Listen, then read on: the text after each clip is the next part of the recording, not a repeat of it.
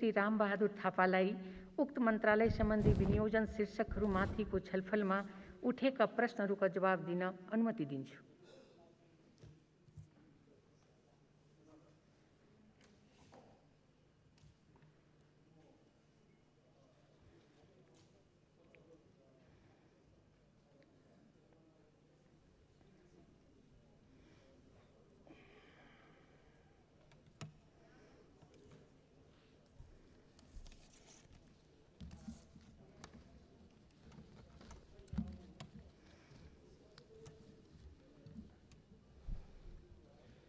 सम्मान्य सभामुख महोदय,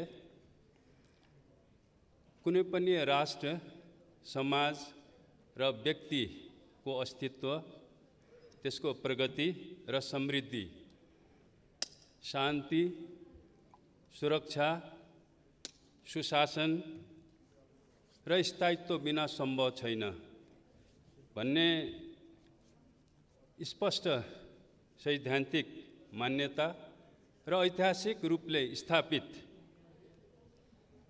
सत्य बमोजिम अब 77-78 को निम्ति गृह मन्त्रालय को निम्ति विनियोजित बजेट बारे माननीय सदस्यज्यूहरूले थुप्रै सुझावहरू, जिज्ञासाहरू र प्रश्नहरू उठाउनु भएको छ। म यसको निम्ति सबै माननीयज्यूहरूलाई यो सहयोगको निम्ति धन्यवाद दिन चाहन्छु, आभार प्रकट गर्न चाहन्छु। र यस सिलसिलामा सर्वप्रथम म गृह मन्त्रालयको चालू आर्थिक वर्षको कार्य सम्पादनको संक्षिप्त समीक्षा यो सम्मानित सदन समक्ष प्रस्तुत गर्ने अनुमति चाहन्छु। जनताको जीवधन र स्वतन्त्रताको संरक्षण एवं सम्वर्धन गर्न मुलुकमा शान्ति, सुरक्षा र अमन चयन कायम गरी अपराध नियन्त्रण गर्नु, विपदपछिको खोज, उद्धार तथा राहत लगायतका विपद व्यवस्थापन सम्बन्धी कार्य गर्नु, सीमा सुरक्षा, राष्ट्रिय परिचय पत्र तथा पञ्जीकरण, अध्यागमन, कारागार, सामाजिक सुरक्षा कार्यक्रमको कार्यान्वयन तथा द्वन्द्व व्यवस्थापन आदि गृह मन्त्रालयका प्रमुख जिम्मेवारीहरू हुन्। यसका लागि गृह मन्त्रालय र अन्तर्गतका निकायहरू उपलब्ध स्रोत र साधनको अधिकतम उपयोग गर्दै सक्रिय रूपमा कार्यरत रहेका छन्। सुरक्षा व्यवस्थापनको वर्तमान र भावी चुनौतीहरूको सामना गर्न सरकारले नवीनतम सुरक्षा रणनीति तथा प्रविधिहरूको प्रयोगलाई विशेष जोड दिएको छ। चालू आर्थिक वर्षमा नेपाल सरकारको नीति तथा कार्यक्रम र बजेट एवं गृह प्रशासन सुधार कार्ययोजनाको कार्यान्वयन गरी मुलुकको शान्ति, सुरक्षा तथा गृह प्रशासनको सुधार मार्फत विकासको लागि बलियो आधार तयार भएको छ। यस क्रममा नेपालको संविधान, कानुन र नेपाल सरकारको मार्गचित्रलाई व्यवस्थित तवरले कार्यान्वयनमा ल्याउन गृह प्रशासन सुधार कार्ययोजना लागू गरिएको छ।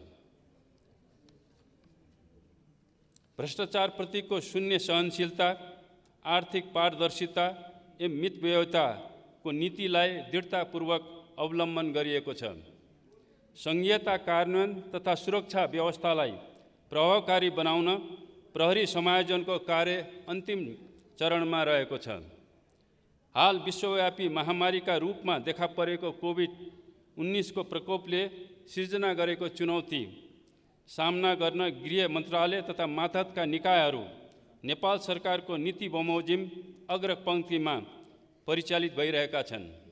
यस क्रममा नेपाल सरकारले लागू गरेको बन्दाबन्दीको नीति कार्यान्वयन गर्न भारत लगायत अन्य देशमा रहेका नागरिकहरूलाई सुरक्षित तरिकाले नेपाल ल्याउन, नेपाल आएका नागरिकलाई गन्तव्यसम्म पुर्याउन, आपूर्ति व्यवस्थापन तथा कालाबजारी नियन्त्रण एवं क्वारेन्टाइन व्यवस्थापनमा स्थानीय प्रशासनले प्रभावकारी भूमिका निर्वाह गरिरहेका छन्।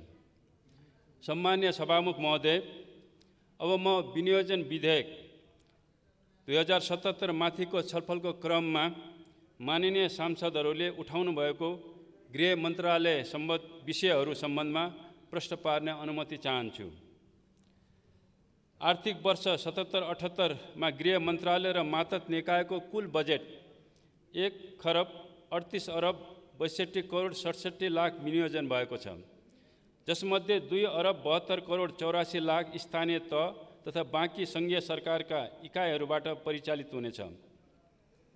सङ्घीय बजेटमध्ये चालुतर्फ 1,29,91,14,00,000 र पुँजीगत तर्फ 5,98,69,69,00,000 विनियोजन भएको छ। स्मरण रहोस्, बजेट आकारमा दोस्रो ठुलो भए पनि कुल बजेटको झन्डै आधा सामाजिक सुरक्षामा विनियोजन गरिएको छ। लागु औषध दुर्व्यसन सम्बन्धमा पनि माननीयजीहरूले प्रश्न उठाउनु भएको छ। लागु औषध दुर्व्यसन नियन्त्रण गर्नका लागि गृह मन्त्रालय प्रतिबद्ध छ। यसका लागि नेपाल सरकारको प्राथमिकता प्राप्त आयोजनाका रूपमा लागु औषध नियन्त्रण कार्यक्रम कार्यान्वयन गरी लागु पदार्थको आपूर्ति नियन्त्रण तथा यसको दुर्व्यसन घटाउने सचेतता अभिवृद्धि मार्फत समुदायलाई नै यसको नियन्त्रणमा अग्रसर बनाउन बजेटमा व्यवस्था गरिएको छ। यस कार्यक्रमका अतिरिक्त जिल्ला प्रशासन कार्यालयहरू, जिल्ला प्रहरी कार्यालयहरू, नेपाल प्रहरीको सबै स्थानीय तहमा सञ्चालित समुदाय प्रहरी साझेदारी कार्यक्रम समेतले लागु औषध नियन्त्रण कार्यक्रममा थप टेवा पुर्याउनेछ। यसै सन्दर्भमा माननीयजीहरूले गाँजा उत्पादन सम्बन्धी पनि प्रश्न उठाउनु भएको छ र यो विषयमा गृहमन्त्री नबोलिदिएर अलि बिग्रियो भन्ने पनि चाहिँ गृहमन्त्रीको आलोचना गर्नुभएको छ। म यहाँ के स्पष्ट गर्न चाहन्छु भने गाँजा सम्बन्धी नीति सरकारको यथावत रहेको छ। पक्कै पनि यो सदनमा चाहिँ गाँजाबारे चाहिँ माननीयजीहरूले चाहिँ बिल पनि चाहिँ दर्ता गर्नुभएको छ। यस सम्मानित सदनले चाहिँ गर्ने निर्णयलाई चाहिँ पक्कै पनि सरकारले चाहिँ सम्मान गर्नेछ। म यो सम्मानित सदन मार्फत स्पष्ट गर्न चाहन्छु। यो विपद व्यवस्थापनको सवालमा पनि थुप्रै सुझावहरू माननीयजीहरूले दिनुभएको छ। विपद व्यवस्थापनको प्रभावकारी सञ्चालन, व्यवस्थापन, समन्वय तथा सहजीकरण गर्नका लागि विपद जोखिम न्यूनीकरण तथा व्यवस्थापन प्राधिकरण गठन भई कार्य प्रारम्भ भएको छ। मन्त्रालय, प्राधिकरण, नेपाल प्रहरी तथा सशस्त्र प्रहरी बल नेपालबाट विपद व्यवस्थापनलाई प्रभावकारी बनाउन खोज तथा उद्धार सामग्री खरिद तथा क्षमता विकास सम्बन्धी कार्यक्रमहरू समावेश गरिएको छ। विपद जोखिम न्यूनीकरण तथा व्यवस्थापन ऐन 2074 बमोजिम समग्र विपद व्यवस्थापन तथा मनसुनजन्य विपदको जोखिम न्यूनीकरण तथा प्रतिकारको पूर्व तयारीको लागि प्रदेश स्तरमा प्रदेश विपद व्यवस्थापन परिषद तथा कार्यकारी समिति, सबै जिल्लाहरूमा जिल्ला विपद व्यवस्थापन समिति तथा जिल्ला कार्यकारी समिति, स्थानीय तहमा स्थानीय विपद व्यवस्थापन समिति क्रियाशील रहेको ब्यौरा म अनुरोध गर्न चाहन्छु। यस्तै चाहिँ सीमा सुरक्षाको सन्दर्भमा पनि माननीयजीहरूले चाहिँ सुझावहरू र जिज्ञासाहरू चाहिँ राख्नु भएको छ। यस सम्बन्धमा नेपाल र छिमेकी मुलुकका अधिकारीहरू बीच विभिन्न समयमा नियमित रूपमा समन्वय तथा संयुक्त बैठक बसी सीमा व्यवस्थापन गरिँदै आइएको छ। त्यसका साथै छिमेकी मुलुकसँग सिमाना जोडिएका जिल्लाका प्रमुख जिल्ला अधिकारी र छिमेकी मुलुकका समकक्ष सरकारी अधिकारीहरू बीच सीमा व्यवस्थापन, शान्ति सुरक्षा लगायतका विषयमा समेत छलफल गरी समन्वयात्मक रूपमा समस्या समाधान हुने गरेका छन्। सीमा सुरक्षा व्यवस्थापन गर्नका लागि सशस्त्र प्रहरी बलको बोर्डर आउटपोस्ट 500 स्थानमा स्थापना गरिने लक्ष्य राखिएको छ। यस अन्तर्गत प्रथम चरणमा 221 वटा बोर्डर आउटपोस्ट स्थापना कार्य अगाडि बढिरहेको छ। आजका मितिसम्म दार्चुलाको छाङ्रू र हुम्लाको हिल्सा समेत गरी 129 स्थानमा बोर्डर आउटपोस्टको स्थापना भइसकेको छ। आगामी आर्थिक वर्षमा 59 वटा बोर्डर आउटपोस्टको स्थायी भौतिक संरचना निर्माण गर्न बजेट विनियोजन गरिएको छ। हाल कोभिड-19 को प्रवेश रोकथामका लागि 1213 स्थानमा BOP विस्तार गरिएको छ। सम्मानीय सभामुख महोदय, गृह मन्त्रालय र मातहतका निकायलाई प्राप्त स्रोत साधनको अधिकतम रूपमा सदुपयोग गर्दै आफ्नो जिम्मेवारी निर्वाह गर्न गृह मन्त्रालय प्रतिबद्ध छ। प्रहरी कर्मचारीलाई दक्ष र व्यावसायिक बनाउन राष्ट्रिय प्रहरी प्रशिक्षण प्रतिष्ठान मार्फत प्रहरी कर्मचारीहरूको क्षमता अभिवृद्धि गर्ने कार्यक्रमलाई आगामी आर्थिक वर्षमा पनि निरन्तरता दिइएको छ।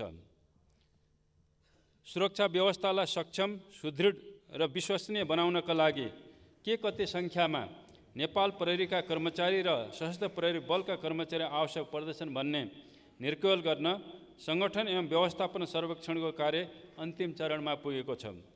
जनताको माग, सुरक्षाको संवेदनशीलताको अध्ययन तथा विश्लेषण पश्चात आवश्यकता अनुसार सुरक्षा इकाइहरू स्थापना तथा स्तरोन्नति गर्दै लगिनेछ। आगामी आर्थिक वर्षमा 55वटा प्रहरी कार्यालयहरू निर्माण गर्ने बजेट विनियोजन गरिएको छ। समाजमा हुने हत्या, हिंसा, चोरी, तस्करी, ठगी, अपहरण, बलात्कार, जाति एवं महिला हिंसा जस्ता आपराधिक कार्यप्रति शून्य सहिष्णुताको नीति अवलम्बन गरी दोषीलाई कानुन बमोजिम कडाभन्दा कारवाही गर्न गृह प्रशासन प्रतिबद्ध छ। यस प्रकारका सामाजिक अपराधमा संलग्न जो कोहीलाई पनि कानुन बमोजिम बिना पूर्वाग्रह र निष्पक्ष रूपमा कारवाहीको दायरामा ल्याउन गृह मन्त्रालय मातहतका अधिकारीहरूलाई स्पष्ट निर्देशन दिएको र कहीँ कसैबाट राजनीतिक वा आर्थिक प्रभावमा परि कर्तव्य पालनमा कहीँ कतै कमजोरी भएको पाइएमा कानुन बमोजिम कारवाही गरिने बेहोरा समेत यस सम्मानित व्यवस्थापिका संसदमा समक्ष स्पष्ट गर्न चाहन्छु। अपराध अनुसन्धान र नियन्त्रणमा सुरक्षा निकाय मूलभूत रूपमा सफल रहेको तथ्य स्पष्ट नै छ। बाँकी कतिपय घटनाहरूको पनि अनुसन्धान र दोषीहरूलाई कानुनको कठघरामा ल्याउन सुरक्षा निकाय निश्चय पनि ढिलो चाँडो सफल हुने कुरा म सम्मानित सदनलाई विश्वास पार्न चाहन्छु। आगामी आर्थिक वर्षमा शान्ति सुरक्षा र अपराध नियन्त्रण गर्न समुदाय प्रहरी साझेदारी कार्यक्रम, काठमाडौँ उपत्यकामा CCTV जडान, क्यानल फिटेड भेहिकल खरिद, डिजिटल फोरेन्सिक ल्याब स्तर वृद्धिका कार्यक्रमहरू रहेका छन्। सम्मानीय सभामुख महोदय, कारागार सम्बन्धमा पनि चाहिँ प्रश्नहरू माननीयजीहरूले उठाउनु भएको छ। कारागारलाई क्रमशः सुधार गृहको रूपमा रूपान्तरण तथा कारागार व्यवस्थापन सुधार गर्न यस मन्त्रालयले आवश्यक कार्य गरिरहेको छ। आगामी आर्थिक वर्षमा निर्माणाधीन नुवाकोटको केन्द्रीय कारागार तथा बाँकेको कारागार निर्माण कार्य सम्पन्न गरिनेछ। ललितपुरको नक्खुमा महिला कारागारको निर्माण कार्य सम्पन्न भई सञ्चालनमा आउनेछ। यसबाहेक शहरी विकास तथा भवन निर्माण विभागबाट थप 15वटा कारागारहरू निर्माणका क्रममा रहेका छन्। यसबाट कारागारमा रहेका कैदी बन्दीहरूको मानवोचित सुविधा पुर्याउन सहज हुनेछ। र यसै सन्दर्भमा यहाँ गृह मन्त्रालयले राष्ट्रिय परिचय पत्र वितरण गर्ने कार्यलाई पनि अगाडि बढाइरहेको छ। हुन त यो माननीयजीहरूले यस सन्दर्भमा चाहिँ प्रश्नहरू उठाउनु भएको थिएन, तर गृह मन्त्रालयले चाहिँ यो कार्यलाई पनि अगाडि बढाइरहेको छ। र म अन्तमा गृह मन्त्रालयसँग सम्बद्ध विनियोजन विधेयकमाथि माननीयजीहरूले जुन प्रश्नहरू, जिज्ञासा र सुझावहरू उठाउनु भएको छ त्यसको निम्ति म फेरि पनि यहाँहरूलाई धन्यवाद दिन चाहन्छु। र निश्चय पनि शान्ति सुरक्षा, सुशासन र स्थायित्वको निम्ति यो वर्ष जो बजेट गृह मन्त्रालयलाई विनियोजित भएको छ यो सन्तोषजनक नभए पनि यसले चाहिँ न्यूनतम रूपमा चाहिँ अहिलेका आवश्यकताहरूलाई चाहिँ यसले पुरा गर्ने हामीले विश्वास लिएका छौँ। यस सन्दर्भमा जुन सुझावहरू आएका छन् पक्कै पनि ती सुझावहरूले यो बजेटलाई अझ परिमार्जन गर्नमा मद्दत पुग्नेछ भन्ने मैले विश्वास लिएको छु। र साथै म अन्तिममा चाहिँ यो खर्च कटौती सम्बन्धमा चाहिँ माननीयजीहरूले गृहको खर्च कटौतीको बारेमा जो प्रस्ताव राख्नु भएको छ मैले यी विषयहरूमा स्पष्ट गरिसकेपछि मलाई लाग्छ चाहिँ यो आवश्यकता रहँदैन भन्ने मैले विश्वास लिएको छु र मेरो हार्दिक अनुरोध छ उहाँहरूले यो प्रस्तावलाई चाहिँ फिर्ता लिइदिनु हुनेछ। धन्यवाद। मान्य सदस्यहरू, उक्त जवाबका सम्बन्धमा स्पष्टीकरण माग गर्न चाहनुहुने मान्य सदस्यहरूको नाम प्राप्त हुन आएको छ। स्पष्टीकरण माग गर्न चाहनुहुने मान्य सदस्यहरूलाई 1 मिनटको समय निर्धारण गरेको छु। सर्वप्रथम मान्य श्री दिलेन्द्र प्रसाद बडुलाई बोल्न समय दिन्छु। सम्माननीय सभामुख महोदय, माननीय गृहमन्त्रीजीलाई मेरो केही जिज्ञासा छ। नेपाल प्रहरीलाई सङ्घ र प्रदेश प्रहरीमा समायोजनको प्रक्रिया कहिले सुरु हुन्छ, कहिलेसम्म सम्पन्न हुन्छ? वर्तमान कोभिड-19 का कारण समायोजन कार्यलाई कसरी प्रभावित गरेको छ, यसबारे जानकारी चाहियो। सीमा सुरक्षाका लागि आगामी आर्थिक वर्षभित्र कतिवटा BOP को पूर्वाधार निर्माणको कार्यक्रम छ? नेपालको पश्चिमोत्तर सीमा कालापानी लिम्पियाद्वारा लिफुलेक क्षेत्रको थप सुरक्षा योजना के छ र यस वर्ष छाङ्ग्रुमा स्थापित BOP को भौतिक संरचना निर्माणको कार्यक्रम छ कि छैन? नेपाली नागरिकलाई बायोमेट्रिक सहितको परिचय पत्र उपलब्ध गराउने कार्यक्रममा के गति प्रगति भएको छ? यसको पछिल्लो अवस्थाको बारेमा पनि जानकारी गराउनुहुन्छ कि? हस्, धन्यवाद। मान्य श्री रेणुका गुरुङ।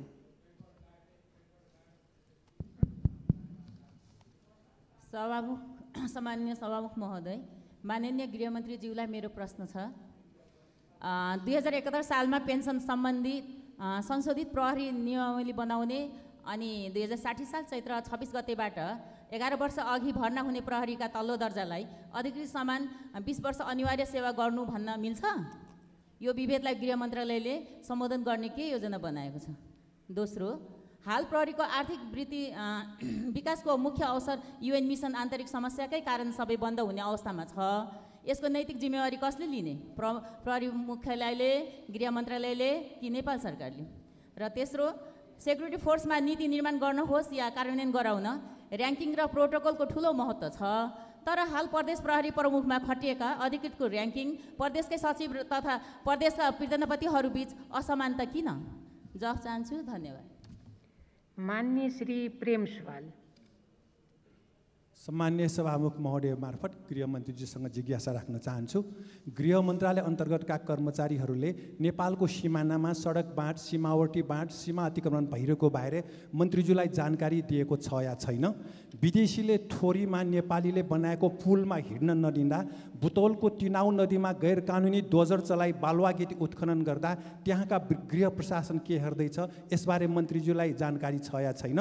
सप्तरीको तिलाठी र लालापतिमा सीमा अतिक्रमण बारे रामचन्द्र पौडेलजी सभामुख भएकै बेला स्थलगत अध्ययन गरी तस्बिरसहित संसदमा पेश भएको, अहिलेसम्म सरकारबाट कारबाही भएन। संसदले दिएको निर्देशन सरकारले किन गर्दैन?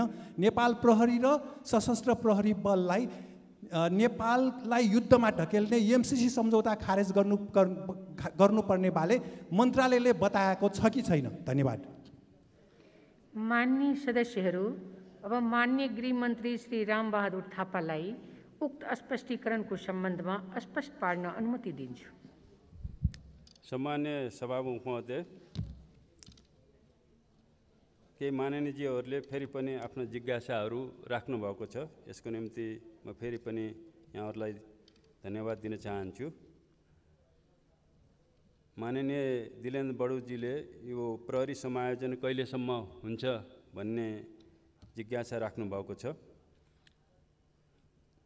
अब यो मैले आफ्नो सम्बोधनमा यो कुराहरू स्पष्ट गरेँ जस्तो लाग्छ चाहिँ यो अन्तिम चरणमा पुगेको छ र यो छिटै नै यो समायोजनको प्रक्रियाहरू टुङ्गिन्छ। जो सिफारिस समितिले आफ्नो कार्य करिब पुरा गरिसकेको छ। अब छिटै नै यो समायोजनको प्रक्रिया व्यावहारिक रूपमा अगाडि बढ्ने नै छ। यसको निम्ति अब मैले यहाँ ठ्याक्कै अहिले महिना अथवा मिति तोक्ने भन्दा पनि यो अन्तिम टुङ्गोमा पुगेको हुनाले यो छिटै नै यो समायोजनको प्रक्रिया टुङ्गिने छ।